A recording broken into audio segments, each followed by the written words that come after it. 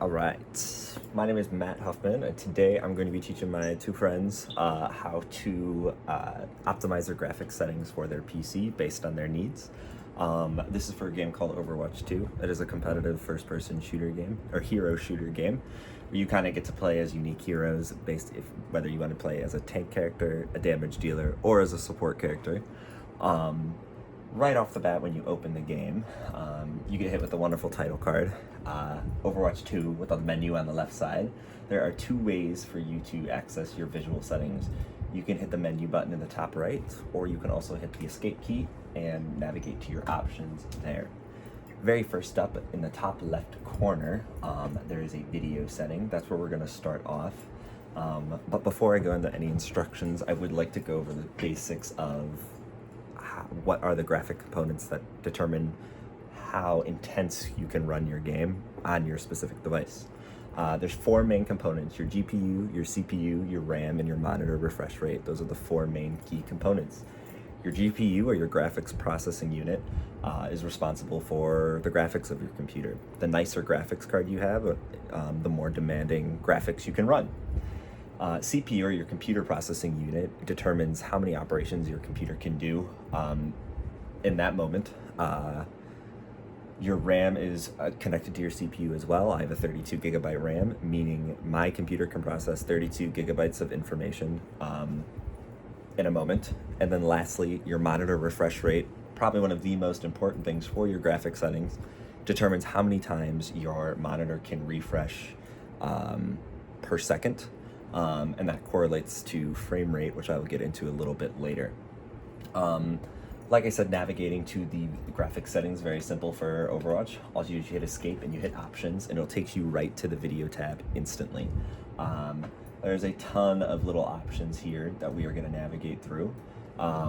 Once you get to this screen, the two main tabs we're going to pay attention to are video and graphics quality.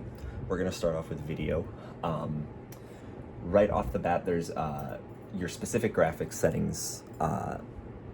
I have a NVIDIA GeForce RTX 3080 Ti. So listed in my settings are GPU, graphics API, display mode, and aspect ratio.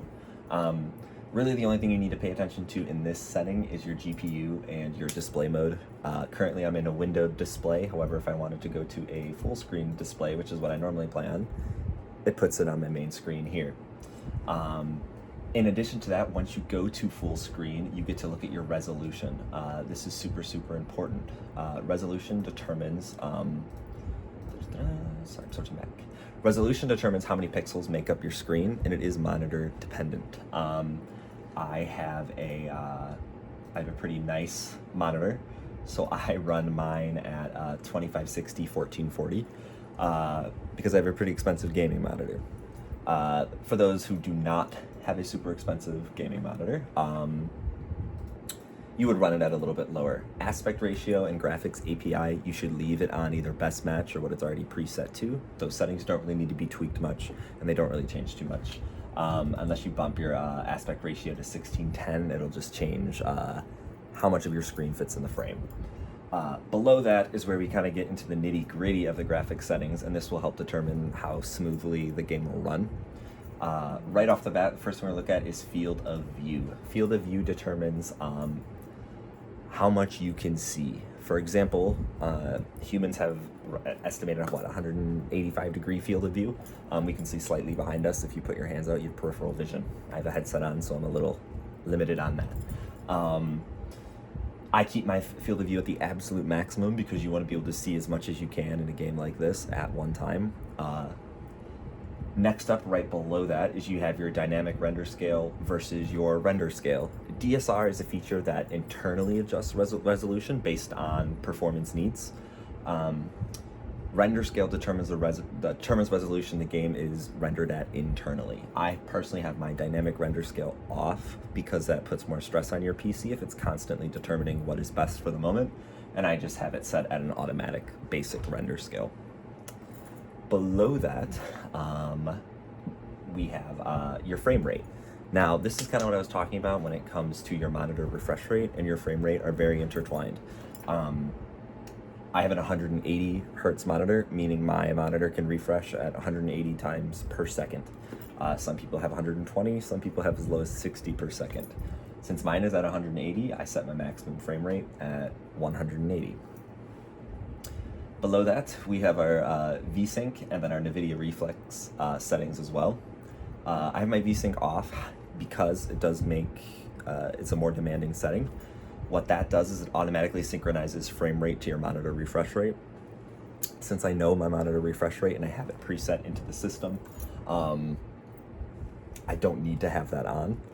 NVIDIA Reflex reduces latency, or what's also commonly referred to as lag in the gaming community.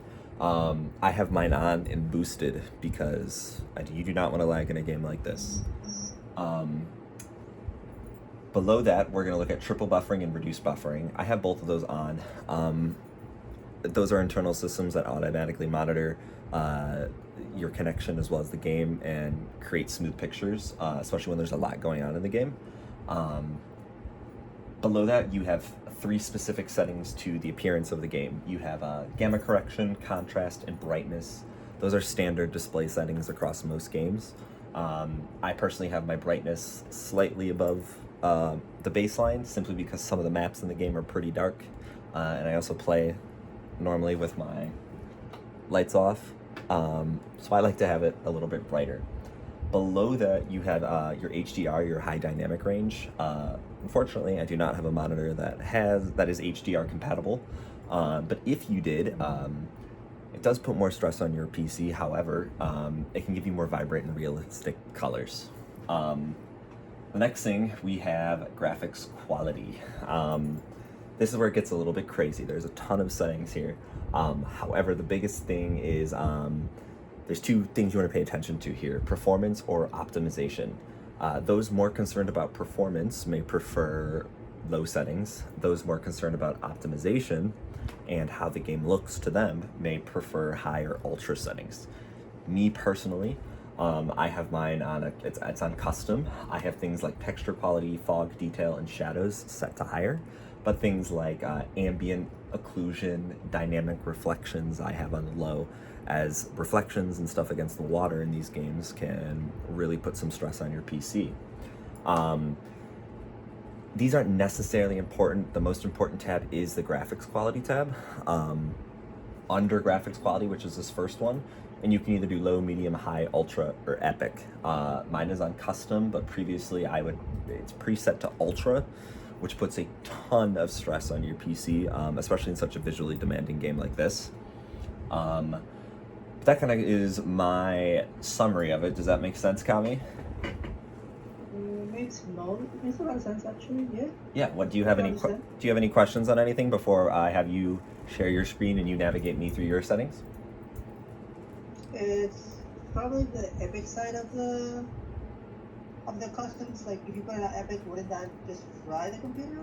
Or Yeah, it definitely can fry your computer. The biggest thing is that when you do put it on epic, if you have like I was stated at the start, if you have the internal components that are equipped to handle it, such as your GPU, CPU, and RAM, then you can go crazy and bump it up to epic. However, if you don't, you risk damaging your PC or running it at too high of a temperature and risk overheating one of your internal components. yeah, that makes sense. Perfect. I'm gonna pop into your screen share now, and I'm gonna look at your settings for me.